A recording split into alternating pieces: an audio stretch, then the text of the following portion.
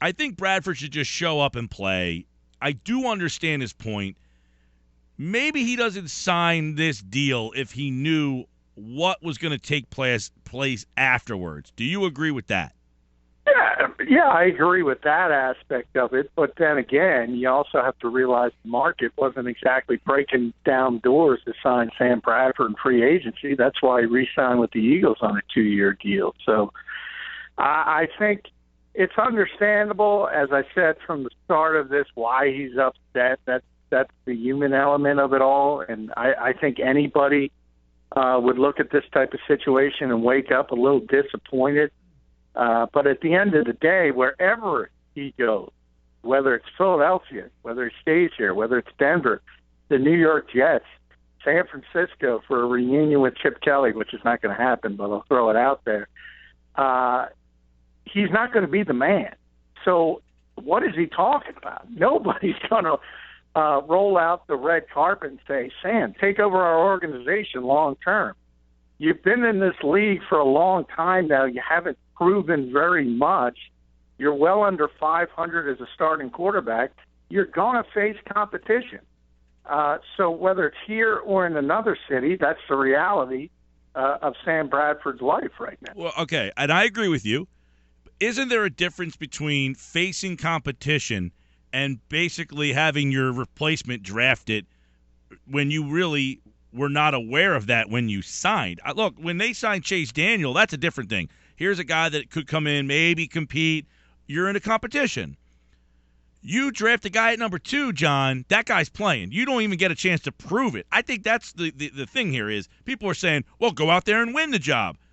It doesn't matter how well he plays. It doesn't matter how well he plays. He's not winning this job down the road, and that's what he wants. And you could say, well, he doesn't get that right, but he at least would be able to try to win that opportunity without someone being drafted to replace him. I would agree with you, but I would put one caveat on there, and that's the fact that if he wins the Super Bowl or even goes to the Super Bowl, wins the NFC Championship game, they're not taking that job from him. So any NFL player has that knowledge. Doesn't matter who's behind you. If you perform to such a high level, if you're an all-pro player, and if you take this team to heights higher than anybody expected, they're not going to take the job away from you. And that is a razor-thin margin of error. And we all know Sam Bradford is not capable of that. So you're right. He understands it, too. When he looks in the mirror in the morning, he knows he's not going to the Super Bowl. He knows he's not turning into Aaron Rodgers overnight. And he knows that Carson Wentz or 10% chance Jared Goff is the Eagles' future quarterback. But that's, hey, I mean, you've had quite a sample size. And you either pay for $22 million or you stomp your feet and force your way out of here. But as I said, either way, you're going to be facing competition. And likely Sam Bradford's not going to be the long-term answer in any city across the National Football League. Right. And again, I feel like I'm not trying to take Sam's side or the Eagles' side. I'm just trying to look at it from the middle ground and say, okay, if I'm Sam Bradford on March 1st when I signed, did the Eagles indicate to me we're going to draft a guy at number 2? They couldn't have. They didn't have that pick. Did the agent of Sam Bradford say, are you guys making a ploy or do you have a plan to try to move up? I'm sure that question may or may not have been asked, but I'm sure there was some questions regarding. Well, I would say this, Mike. When they started this, it was at number 13. And they could have taken a quarterback at number 13. Right, but Lynch, okay, possibly. So at that point, they have 13. Does Tom Condon say, are you guys planning on taking a guy at 13? And I would assume the reason they signed Bradford is because they're not interested in a guy at 13, right? Boy, I can't agree with that part of it because A, it's too early in the process, and B, I think the Eagles were pretty clear by the contract that was a bridge contract, and Condon understood that. He's been around this league. He's done more contracts than anybody else. He understands what that contract was. And is it a bridge? Is it a bridge or is it a prove it? Approve it meaning we're not going to draft a guy to take your job now. You prove it to us. You can get a longer-term deal. Or a bridge, meaning we're going to draft a guy, and you're going to be the bridge to that guy. That's two different conversations, right? Well, yeah, but you can't.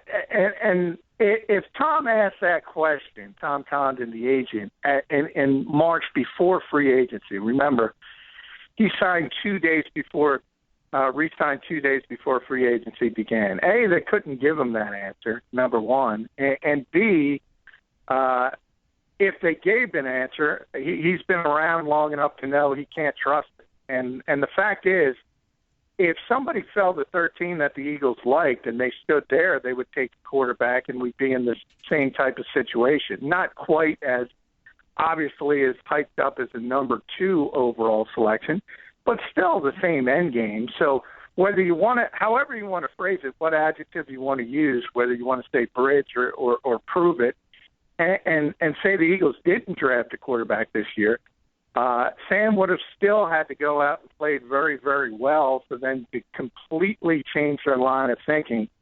And remember, I think which I'm fine with, by the way.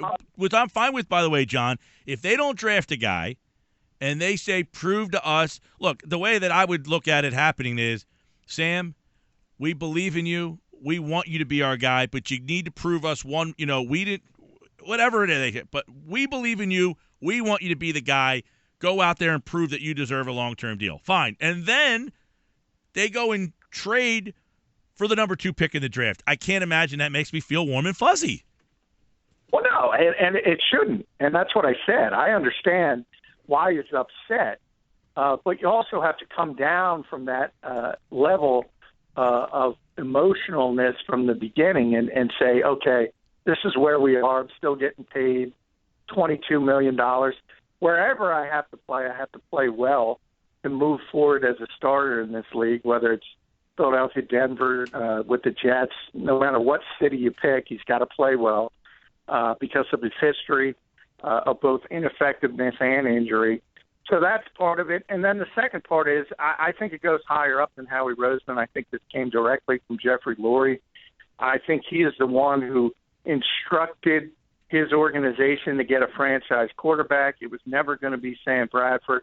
Now, did they say that in negotiations? No, probably not. But Tom Condon, trust me, has not told the truth in every negotiation. So I'm not going to feel sorry for that camp and that aspect. And as we talk about all the time, nobody in this league has ever been better at making money than Sam Bradford. $78 million in the rearview mirror, $22 million down the street. It's tough to feel sorry for the guy. And again, I don't feel sorry for him. I find it to be funny. Here's a situation where this guy has made all this money, and sometimes he gets criticized for the amount of money he made, for the lack of success, yada yada yada. And now it's in a situation where would he trade less money for a better situation? You know, I think we just look at, well, you're getting paid all this money, shut up and get out there. Maybe he would say, I'll take less money to get into a different situation. Well, he's going to have that opportunity if he forces this issue to the point where the Eagles don't want him in the locker room and he does want to be traded. He's going to have to renegotiate his contract somewhere else, certainly in Denver. That would be the best spot for him. John Elway's been pretty clear they don't have a ton of cap space. They wanted Colin Kaepernick to take a pay cut. They're certainly going to want Sam Bradford to take a pay cut. So he's going to have an opportunity to put his money where his mouth is as far as that aspect of it goes. But again, you can paint that as a better situation because Denver doesn't have the obvious future in the organization right now. But in reality, it isn't because John Elway's not going to bring in Sam Bradford. Okay, I've solved my quarterback woes. I can guarantee you that. He's too smart. Yeah, and see, this is where it's very interesting. The feeling of, and let me ask you this, John, because I had this conversation early in the show.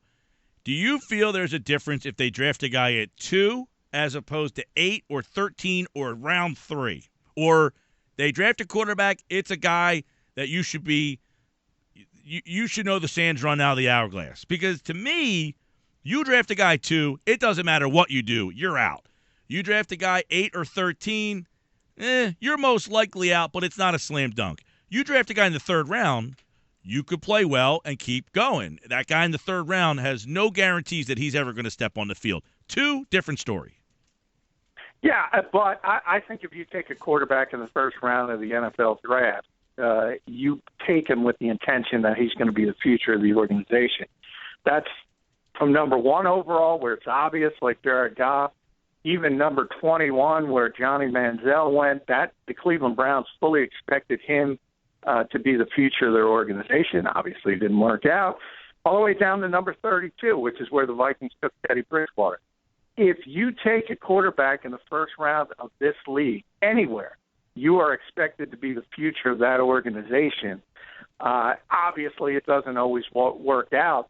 But if the Eagles stayed at 13, as I said, and took a Lynch or moved up to or stayed at 8 and took Lynch, he would still be the obvious future of this organization.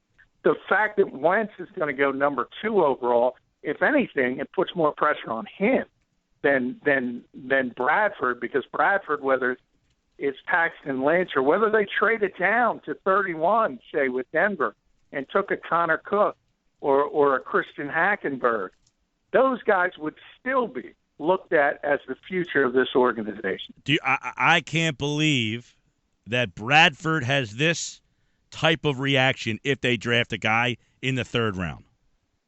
Well, not the third round is completely different. But the first round, it doesn't matter if it's top or bottom. I agree. If it's the third-round pick, if somebody like Hackenberg falls to the third round, or you take Dak Prescott or somebody of that nature, yeah, he's not going to have this reaction. But if somebody was taken in the first round, doesn't matter who the name is, Lynch, Connor Cook, every single one of those guys would be expected to be the future of the organization. And Sam would be in the same situation as being a lame duck who's only here for a year. That's just the reality of the NFL. Yeah, John McMullen, 97.3 ESPN.com. How do you think Condon represented his client last night? Not very well. He didn't do him any favors. Did Sam Bradford ask him to do that? Does he do that on his own? I mean, what gives there? I mean, he sounded like an idiot. Well, I will say this. People need to remember that wasn't Sam Bradford talking. That was Tom Condon. And I'm quite assured that Sam Bradford, if he was speaking, would not be worried about the fans booing him because the second-round pick is waiting in the wings. So he did Sam Bradford no favors. People need to realize, yes, he's his mouthpiece. Yes, he's his agent. That doesn't necessarily mean he's getting a script from Sam Bradford, and that's what Sam would have said. I think he did a very, very poor job, and obviously his strength is negotiating contracts. It's not doing interviews on radio because he made his client come off really, really poorly. In there, he said, and this is where, again, it kind of looks like on March the 1st, the narrative changed. And it's funny, it's okay for the narrative to change for the Eagles, but it's not okay for the narrative to change for Bradford.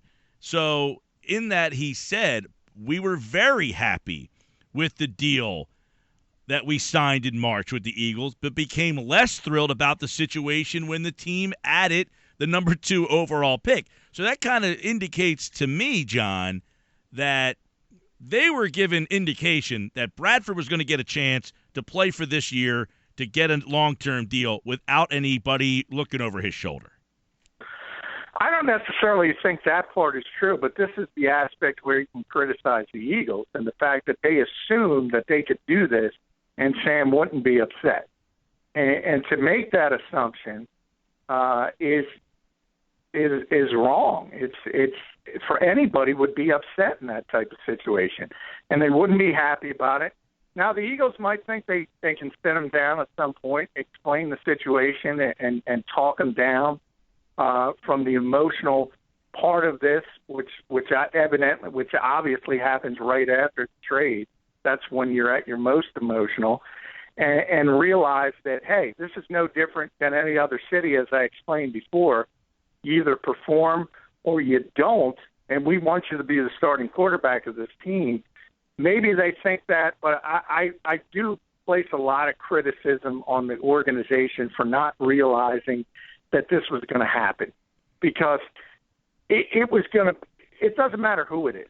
Anybody put in that situation is not going to be happy, and that's just the reality of it all. Especially if you were told something differently 2 months ago. That's, again, to me, that is where Bradford has a little bit of a right to be a little upset in this situation. That doesn't mean he shouldn't show up. I'm not saying you show up and you play. He doesn't have to be at the voluntaries. That's his right. But he better be at those mandatories, right? I mean, then there's a problem on Bradford's side. Look, this has happened before in the NFL. I don't think anybody promises anybody anything. The Broncos drafted Tommy Maddox when John Elway started. John Elway showed up and went to work and won 2 more Super Bowls. The Green Bay Packers drafted Aaron Rodgers when Brett Favre was still there. Brett showed up and went to work. Not number 2. No, but they're first-round picks, and they're drafting your heir apparent, even in situations with Hall of Famers. But both of those situations, and I agree with you. This, it's not. Both of those guys are at the end of the line, and you're drafting guys that you can afford to sit for 2 or 3 years. Drafting a guy number 2 is a little different. Sure, but you can look at it from a different perspective and say those are Hall of Fame guys, and you're still looking for the future. You have to look for the future in this league. If you stand still, you're going to fail. And that means whether it's for the future for Fletcher Cox or the future for Sam Bradford or the future of an average starter like Alan Barber, you have to always look 2-3 years ahead, or you're going to be stuck flat-footed and you're not going to be a very successful organization. So my point of bringing up 2 of the greatest quarterbacks that ever lived was that they had to go through this. Yeah, granted, they still were well respected. It's not completely the same. But the analogy where it hits home is the fact that look, you're not promised anything in the NFL. It's an extremely competitive environment. It's an extremely competitive sport. And we can go back to last year, Mike. We were on the air talking about it. And I still believe that if Mark Sanchez plays well when Sam Bradford goes down with an injury, he never leaves that job. But he didn't play well. Can't prove it, but that's the reality of the NFL, is that you're always on the verge of losing your job, no matter who you are, whether it's through injury or ineffectiveness. And Sam Bradford, because he was the number 1 overall pick over 2,000 days ago. Yeah. Well, listen. At some point, that's got to run out. This is coming from someone. You remember my stance back in, week 6 or 7. I would have benched Bradford because, to me, if you already evaluated that he's not your guy, recoup the pick for the 50% playing time. So I'm okay being ruthless if it's the betterment of the team. So I'm not sitting here saying, well, you can't do those kind of things. I would have benched Bradford because if you made the decision he's not the guy, which it seems that they have, right? Certainly Howie, and I think Chip, no matter what Chip says, I don't think he ever envisioned Sam Bradford as a long-term answer for the Philadelphia Eagles. Right, so I would have sat Bradford, 50% playtime, bench him, bring Sanchez in so I could get that pick back from, get something in return from the Rams. So I'm not against being ruthless for the betterment of the football team. Let's say that. I want to go over a couple quick things that happened yesterday, late last night, John. Mike Kliss from News 9 in Denver. The Broncos inquired about Bradford. They were told the asking price was too high. What read do you get on that? Is that a starting point? Is that to let other teams know, hey, we're not really interested in trading him? What is the narrative on that report?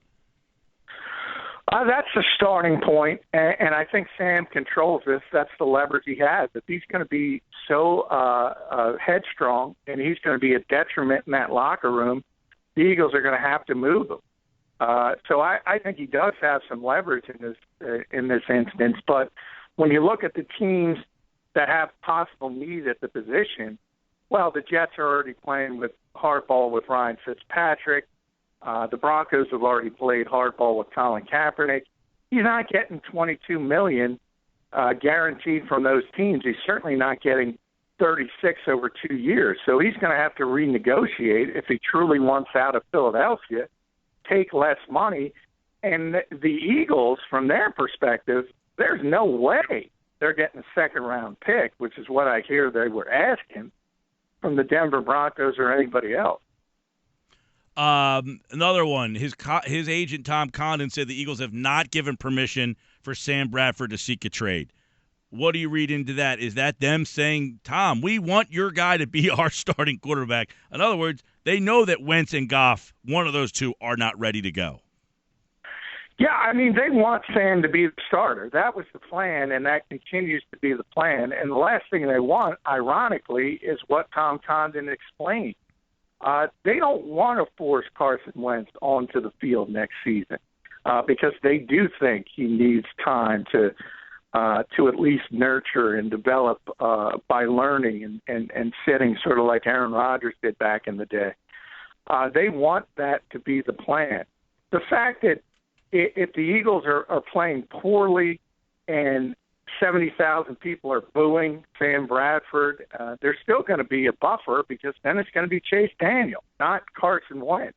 So the Eagles as an organization don't want the rookie on the field. They want to redshirt him, and they want to move forward with him as the starter in 2017. And they're still intent at this point of talking Sam Bradford into that.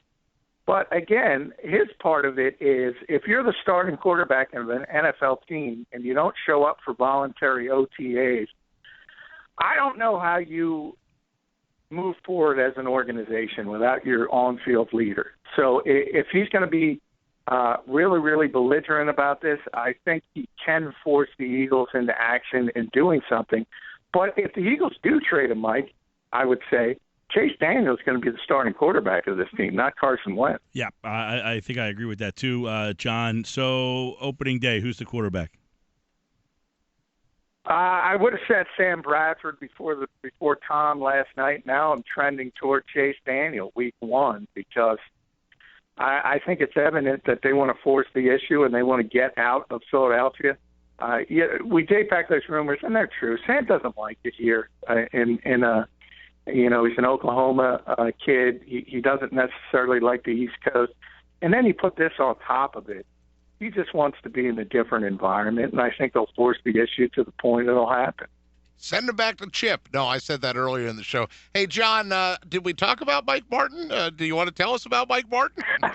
Well, I can't believe you're disgracing Mike Martin like that. But I will say, Sam's not going to be in San Francisco because Howie Roseman is not going to help Chip Kelly, even if Chip Kelly wants Sam Bradford. Yeah, that's what Mike told me very early in the show. But nor would Chip ever take Howie's call.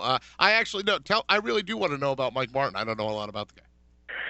Well, the Eagles don't have a lot of depth on the defensive line. He's a defensive tackle. Former third-round pick was actually Brandon Graham's teammate at Michigan back in the day. So he's got a little bit of a pedigree. He's coming off a knee injury, which is why he wasn't signed earlier in the process. And you have to remember, because of all these trades, Pete, the Eagles don't have a lot of picks to fill some of these holes, so they got to do it free agency. And there's just another example of it because they need backup defensive tackles, and all of a sudden they're able to sign one, and that sort of makes up for one of those picks they no longer have. John McMullen, he'll be live with us on Thursday. Really looking forward to that. Yeah, we'll be at Tailgaters with the draft party. Scott Wright will be on the show. Scott Grayson will be there. The PT will be there. John will be there. And someone will win a trip to go draft the Eagles road trip of their choice. Got another qualifier coming up, and I'm sure this topic may rear its head back into that discussion. John, always a pleasure, pal. Hey, thank you, guys.